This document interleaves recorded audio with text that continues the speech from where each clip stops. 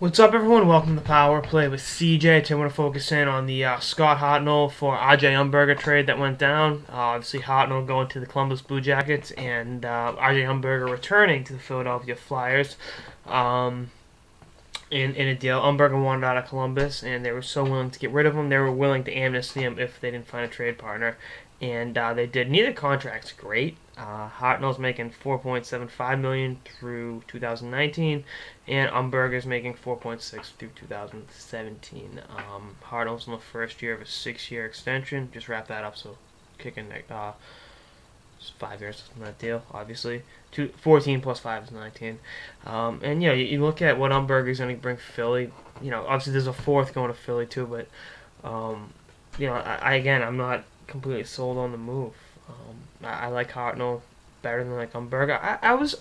Here's my thing with Umberger is he's been productive in the past, but he's not exactly the be all end all. He's had some really really bad plus minus seasons, minus 32. Although Philly had one of the worst teams post lockout ever since the lockout of 2004 2005.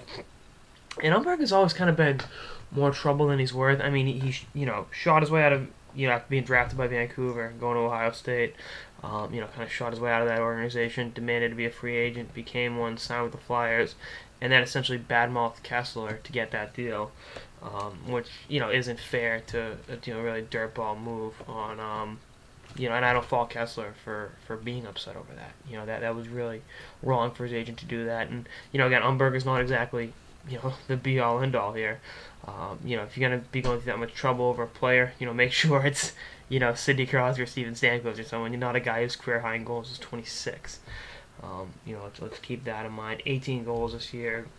34 points.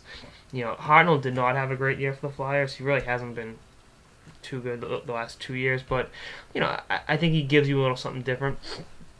And I'd really like to see how him and Nathan Horton play together. I mean, they're both gritty guys, and they both score goals. Going to the net. Horton's got a better shot, I think. In terms of getting a shot from the slot. But Hartnell plays the game tough, plays the game right. Even though he was a Flyer for so long, I always admired him. I enjoy watching him play. I think for the most part, I know he throws some cheap hits here and there, but he is what he is. He's had 230-goal seasons. He's scored 25 with Nashville way back when. Again, he's no spring chicken either, but he's a year older than Umberger. Let's call him. It's kind of a wash there. 52 points this year, not bad. 103 penalty minutes gives you some sandpaper and some tenacity. Plus 11. Last year the lockout year was he was coming off his best year and he had his worst year. He had 11 points in 32 games, but he bounced back, and I think, he'll be a good 45, 50-point guy for Columbus. Is it worth $4.7 million a year? No, but, it's not the worst contract in hockey. It's not David Clarkson's contract they're trading for. And, I think Columbus wants to take some next steps, and, you look at, they got a little rivalry going with Pittsburgh, and Hartnell, pretty good against the Penguins. The other thing is, the last time a forward was traded from the Flyers to the Jackets, it was Jeff Carter 3 years ago, and he wanted nothing to do with the trade.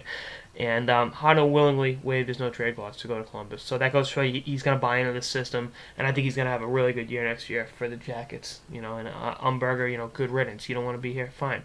We're going to do fine without you. And actually, there's another, talking about Ryan Kessler. Columbus could now be in the trade market for him because previously he didn't want to play alongside Umberger, but now that he's gone, you have.